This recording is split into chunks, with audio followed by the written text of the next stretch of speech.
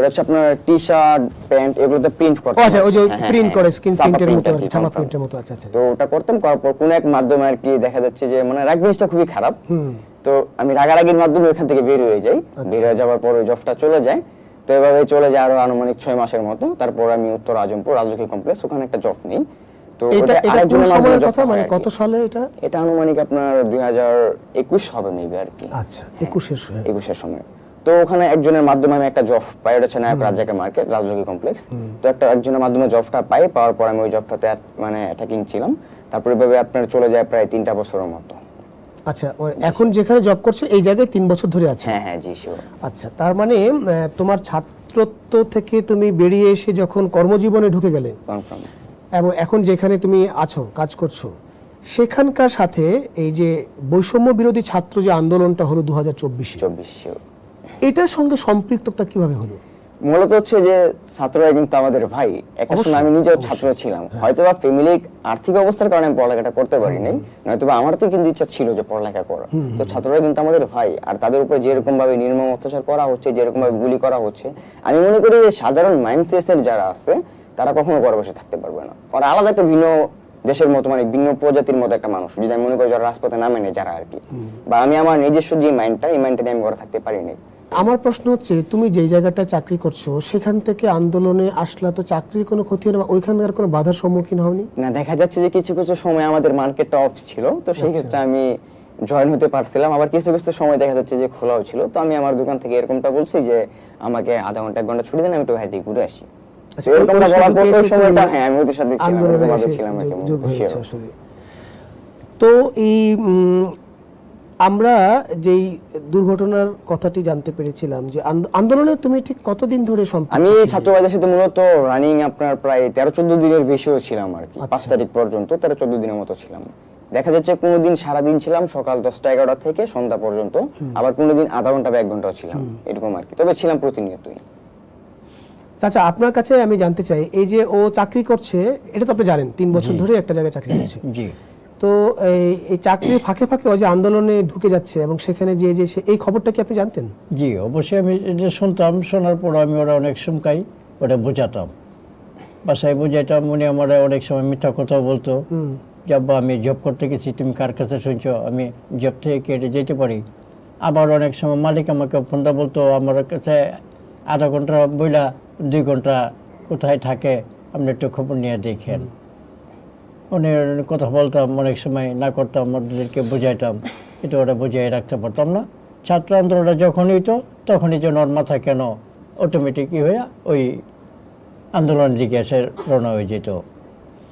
তো যখন আসলে আন্দোলনে যাইতো আপনার কাছে, আপনি কি মনে করেন যে আন্দোলনটা যৌক্তিক ছিল?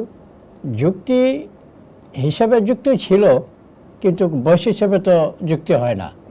আজকে আমার বলতে হচ্ছে যে আমার বয়স অনুযায়ী যুক্তি হয় না আর কি, এরকমটা আর কি। যদি ওর বয়স 20, 25, 30 হইতো তাহলে ঠিক ছিল। কারণ ছোট মানুষ, কোন দিক দিয়ে কী হয় ঠিক মেধা থাকবে না। একটা কিছু হয়ে গেলাগা, আমার অর্থনীতি এরকম একটা কিছু নাই যে তাদেরকে আমি নিয়ে একটা কিছু হেল্প করব। আমি এটা নিয়ে খুবই একটু ভয়ে আতঙ্ক থাকতাম আর কি। যত আমার একটা উদ্যোগ ছিল এরকম যে হয়তো মরবো, নয়তো ছাত্র ভাইদের পাশে থেকে বিজয়টা নিয়ে আসবো এরকম। বাট আমি এরকম একটা উদ্যোগ নিয়ে মাঠে নেমেছিলাম যে মারা গেলে যাব। আমার এই জীবন মানে যদি আমি ভালো, মানে আমার ভাইদের পাশে থেকে যদি ভালো কিছু না করতে পারি, তাহলে এই জীবনের কোনো মূল্য নেই। এরকমটা ভেবে আমি রাজপথে ছিলাম একটা সময় আর কি। আপনি কি সাহসটা কোত্থেকে আসছে? এটা আসলে মূলত হচ্ছে বললাম কি আপনাকে, যে আমার ভাইদের প্রতি যেরকম নির্মম অত্যাচার করা হচ্ছে, যেরকম ভাবে গুলি করা হচ্ছে, যেরকম ভাবে মারা হচ্ছে, তো এই কিছু জিনিসগুলো আমার মাইন্ডে আর কি বাধা দেয় যে এটা করা ঠিক না, এটা রাইট না, এটা আনরাইট। তো সেই ক্ষেত্রে আমি মনে করি যে না, এখানে আমার ঝাঁপিয়ে পড়া উচিত। তো সেখান থেকে ধীরে ধীরে আমার সাহসটা আর কি কিন্তু তৈরি হয়েছে। ওইটাতে খুব ভালো বলেছো আর কি। তো সেখান থেকে কি এটা মনে হয় না যে আমি আন্দোলনে গেলাম আমার কোনো বড় ক্ষতি হয়ে যেতে পারে? না না, অ্যাকচুয়ালি আমি এটা মনে করতাম না, এই কারণে যে আমার একটা প্রতিজ্ঞা ছিল এরকম যে হয়তো মরবো, নয়তো বিজয় নিয়ে ঘরে ফিরবো। আমি আমার ভাইদের পাশে অলওয়েজ থাকবো যতদিন বাঁচবো।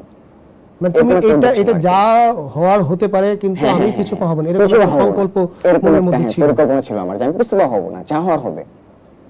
এটা হচ্ছে মেইন ফ্যাক্টর কি। আচ্ছা, তো এই আন্দোলন তো শুধু ঢাকাতেই না, সারা বাংলাদেশে আন্দোলনটা ছড়িয়ে গেছে। বাংলাদেশ থেকে বিভিন্ন জায়গায় থেকে আন্দোলনটা ছড়িয়ে এবং সেখান থেকে মানে আন্দোলনটা তৈরি হয়েছে। কিন্তু আমি জানতে চাই যে একটা সময় তো আমরা সফল হলাম শিওর না, আমরা সফল হলাম এবং যে কাঙ্ক্ষিত যে লক্ষ্যের জন্য আমরা আন্দোলনটা করতে চেয়েছিলাম সেটা আমরা পেয়ে গেছি। শিওর। তোমার দুর্ঘটনাটা আছে কিভাবে হলো, মানে এটা হচ্ছে আপনার প্রতিনিয়ত যত লড়াই করে গেছি, তো সেখানে মাঝখানে আপনার 3-4 দিন মেবি সসরা গুলির আহত হয়েছি আমি। তো আমি একটা সময় শুনতে পারছিলাম যে মেডিকেল আসলে কিনা মানে গুম হয়ে যায়। তো ভাবলাম যে যেই সমস্যাটা হয়েছে হয়তো আমি এলাকার ফার্মেসি থেকে ট্রিটমেন্ট নিয়ে সুস্থ হয়ে যাব। তো এরকম ভাবে আমি এলাকার ফার্মেসি থেকে সুস্থ হয়ে যাই। বাট লাস্ট হচ্ছে 5 তারিখ, 5 আগস্ট, সেই দিন 5 তারিখের আগেও তুমি গুলিবিদ্ধ হ্যাঁ, হয়েছো? আমি হচ্ছে আরো 3বার আহত হই। আমার শরীরে এখন অনেক স্পট আছে সসরা গুলির আর কি। আচ্ছা আচ্ছা আচ্ছা। তো আমি এটা এলাকার ফার্মেসি থেকে ট্রিটমেন্ট নিয়ে আলহামদুলিল্লাহ সুস্থ হয়েছে। আমার ঘরে এখন অনেক মেডিসিন আছে যেগুলো আমার এলাকার ফার্মেসি থেকে দিচ্ছে, আচ্ছা। যে আপনি এগুলো ইউজ করেন ঠিক হয়ে যাবে। মানে তুমি এর আগেও গুলিবিদ্ধ ছড়া গুলিতে কয়েকবার আহত ছড়া গুলিতে হওয়ার আহত পরেও হয়েছে। তারপরে তুমি আবার আন্দোলনে যেমন আমার যখন ডাইনারটা ছিল, তো এই হাতে অনেক স্পট ছিল, যেমন অনেক গুলি ঢুকে গেছিল, ছাত্র ভাইরা টিপে টিপে গুলিগুলো বের করে দিয়েছে। ডান হাতে হ্যাঁ, মধ্যে না? confirm। ডান হাতে বেশি আহত হয়েছে। আচ্ছা। কনফার্ম। তো 5 তারিখ বিজয় উল্লাসের দিন, ওই দিন আমি আপনার হচ্ছে সকাল 11টা থেকে ওদের সাথে ছিলাম। ওই দিন আমাদের মার্কেট অফ ছিল। তো এভাবে চলে যাওয়ার একটা সময় যখন শুনতে পেলাম যে স্বৈরাচার সরকার শেখ হাসিনা পদত্যাগ করে ফেলছে, মানে দেড়টার পরে আর কি। তো আমরা হচ্ছে যারা ইন্ডিয়ান বিজিবি ছিল, প্লাস হচ্ছে ইন্ডিয়ান বিজিবি চেনার উপায় হচ্ছে ওদের ইউনিফর্ম গুলো, যেমন আমাদের বাংলাদেশ ইউনিফর্ম পরা ছিল না, আমাদের বাংলাদেশ ইউনিফর্ম পরা ছিল 3-4টা লোক, 3-4টা পুলিশ, যারা হচ্ছে টিয়ারসেল গ্যাস, তারপরে ছসরা গুলি, আর হচ্ছে ছাদের থেকে আপনার যে গানগুলো আর কি চালানো রাইট না, ওরা ওগুলো ইউজ করতেছে, যেমন AK-47 ইউজ করতেছিল। যত আমি একজন গেম লাভার, আমি কিন্তু 6 বছর ধরে ফ্রি ফায়ার একটা গেম খেলতাম, যত আমার হাতে যখন ছিল। তো সেই ক্ষেত্রে আমি মোটামুটি অনেকই গান চিনি। AK-47 গেম খেলতে খেলতে কোনটা কি গান সেটা অভ্যস্ত হয়ে গেছে গানগুলোতে আর কি। তো AK-47 চালানো কিন্তু ওদের রাইট না, বাট ওরা ইউজ করছে এই আন্দোলনটাতে। মানে এই আন্দোলনে AK-47 ইউজ করছে আমাদের